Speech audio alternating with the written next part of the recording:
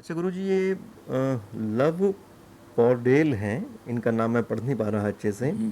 इन्होंने ये पूछा है कि हमारे यहाँ सनातन परंपरा में स्पेस और टाइम का कंसेप्ट क्या है, कैसा कंसेप्ट? बात ये हमारे यहाँ दिक और काल को न्याय ने भी, वैशेषिक ने भी, जैन धर्म ने भी दिक माने स्पेस और टाइम माने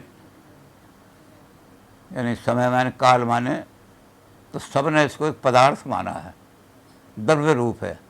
और पदार्थ का मतलब ये है कि ये संसार को निर्माण करने वाला एक तत्व है। सब चीज़ें जिसके अंदर समाविष्ट हो जाती हैं, सब चीज़ें जिसके अंदर आकर के इकट्ठी हो जाती हैं, सारी घटनाएं जिसके अंदर घटित होती हैं, उसको हमारे यहाँ कहा कि ये स्पेस है। स्पेस एक ऐसी चीज़ है जिसके अंदर सब चीज़ घटित होती है। और इसी तरह काल को ये माना है कि काल का कहाँ से आरंभ हुआ। काल जैसे आजकल तो लोग ये कहते हैं कि घटना का होना, व्हाइट हेड कहते हैं कि घटना का होना, एक घटना और दूसरी घटना के बीच का जो समय है वो काल को टाइम कहलाता है। अगर घटनाएं होनी बंद हो जाए तो टाइम नहीं रहेगा, ख़त्म हो जाएगा। लेकिन हमारे यहाँ ये नहीं माना गया। हमारे यहाँ ये माना गया कि टाइम तो रहेगा ही रहेगा, घटनाएं हों या ना हो। उस टाइम के अंतर्गत घटनाएं होंगी, एक टाइम और दूसरे के बीच में, और टाइम उन घटनाओं से परे रहेगा। कोई घटना घटित ना हो तब भी टाइम रहेगा, क्योंकि घटना अगर घटित होती है तो पहले टाइम होना चाहिए। जिस चीज़ के अंदर कोई हो रहा है तो वैक्यूम नहीं होगा, वो वैक्यूम नहीं होगा बल्कि कोई चीज़ होगी। तो हमारे यहाँ टाइम को और स्पेस को सभी ने, जैनिज्म ने भी, न्याय ने भी, वैशेषिक ने भी। लेकिन हमारे यहाँ शंकराचार्य जो है कहते हैं कि ना स्पेस है ना टाइम है, ब्रह्म ही ब्रह्म है सारा का सारा, द इन्फिनिट। उस इन्फिनिट में ना तो स्पेस होती है न टाइम होता है। तो स्पेस और टाइम जो है वो कंटिन्यू, वो एक ऐसी चीज़ है जिनका अस्तित्व कुछ नहीं है।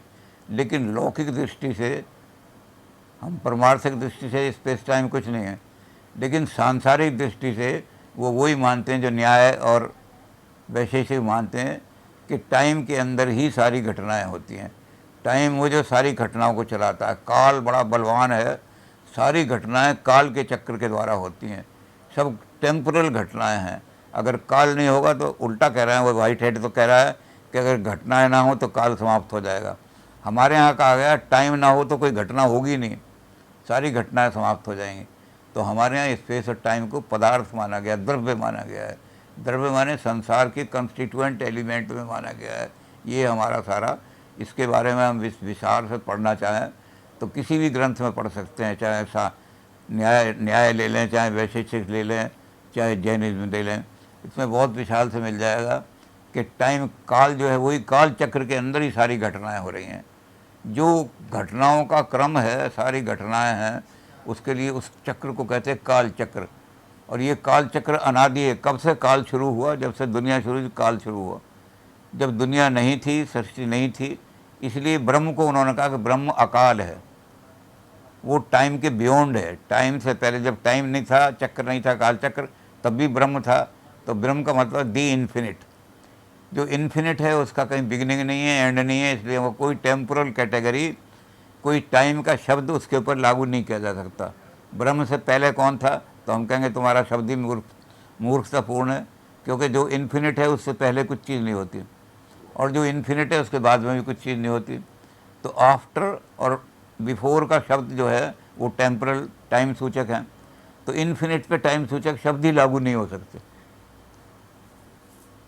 ये बहुत गहरी फिलॉसफी है कि टेम्परल शब्द ही जो लागू कर देते हैं हम, तो ये हम अपने लैंग्वेज ही गलत यूज़ कर रहे हैं। तो ये लैंग्वेज का प्रश्न आ जाता है, क्योंकि इन्फिनिटी का कोई लॉजिक नहीं है। और फाइनाइट को चलाने वाला सारा टाइम है। टाइम चला रहा है, उसके अंदर घटनाएं हो रही हैं, और जहाँ घटनाएं घटित हो रही हैं वो स्पेस है सारी की सारी। तो हमारे यहाँ स्पेस और टाइम का बहुत विस्तार से वर्णन किया गया है सभी ग्रंथों में।